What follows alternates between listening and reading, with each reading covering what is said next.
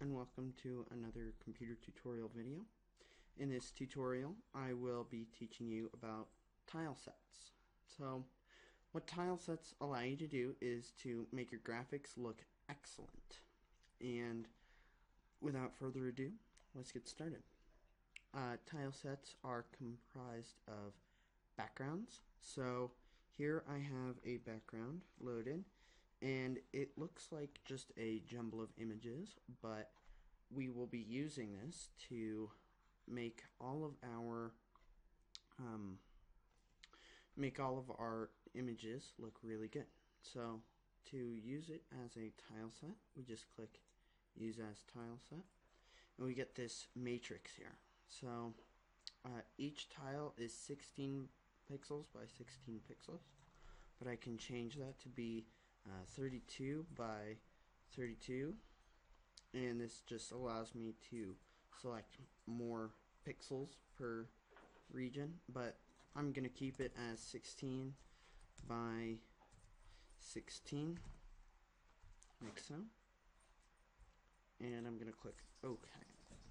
Now, in order to place our tile sets in the room, we need to create a new room and click tiles, and we need to just select some tiles.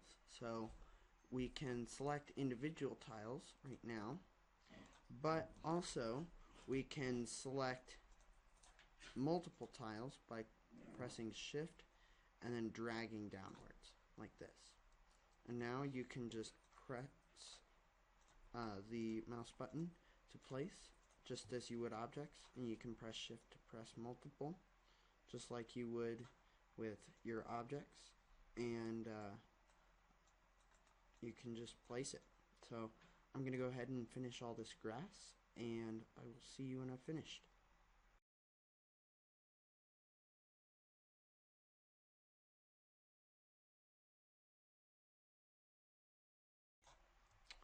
Okay, so I finished placing my grass, but I've noticed one thing.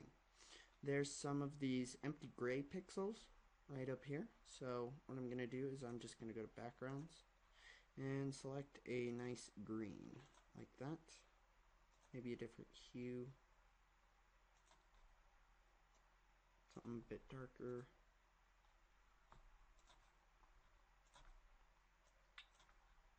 Like that. That looks just fine.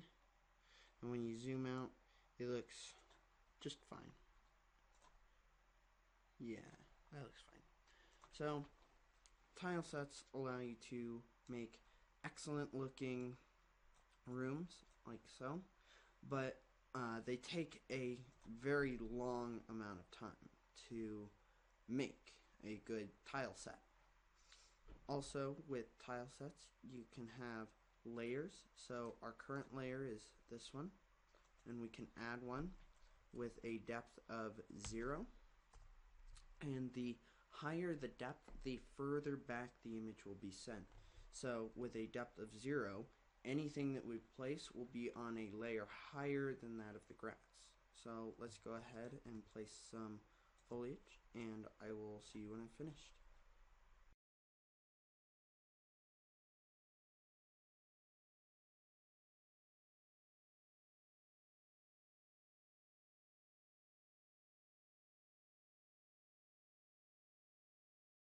Okay, now I've added some foliage into the room, and it's looking pretty good.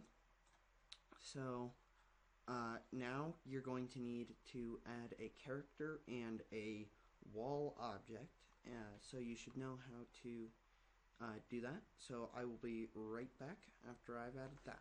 Okay, so I've added my player into the room, and I've also added some foliage. This is a new room. I wanted to give one more example on depth. I've given this object here a depth, and I wanted to show how depth works.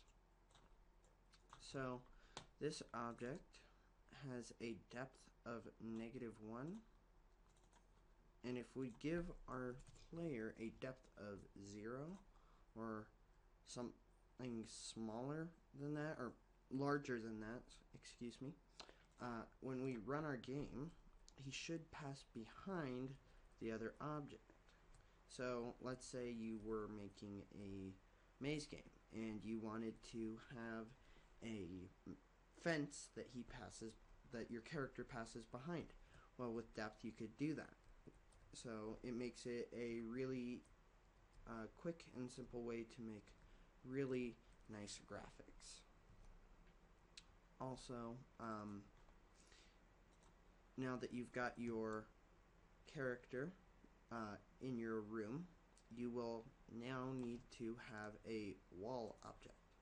And you can place this wall object around tents or on your foliage, so like that. There's a wall there, there's walls around the tent, and there's walls around the trees. And this just makes it more realistic, so that way you can't pass through things.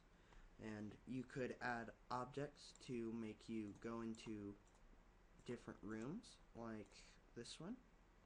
So I've created this object, obj_in, and whenever I come in collision with it, I will go into room 3, which I've set up as an example. I've got my walls here along the outside, so that way you can't wander off.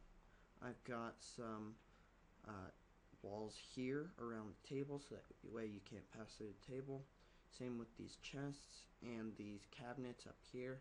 And I've made it so that way this wall looks like it's standing up, and you can actually walk up to the wall, and you can't walk into this plant.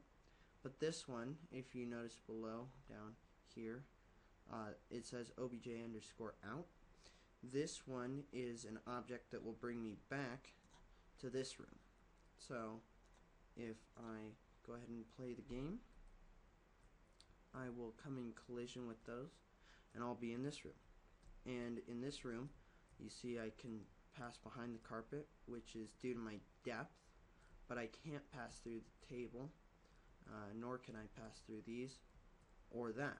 So I'll have to give my character a smaller depth. So if I give him a depth of -5, now if I run through the game, I can walk up to the wall, and I can pass over the carpet. Any of your tile sets will act as objects as far as depth goes.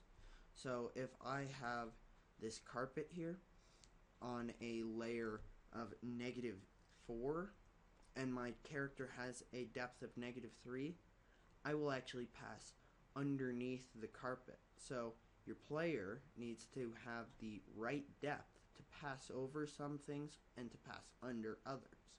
So it's just a good thing to keep in mind when creating your games with tile sets.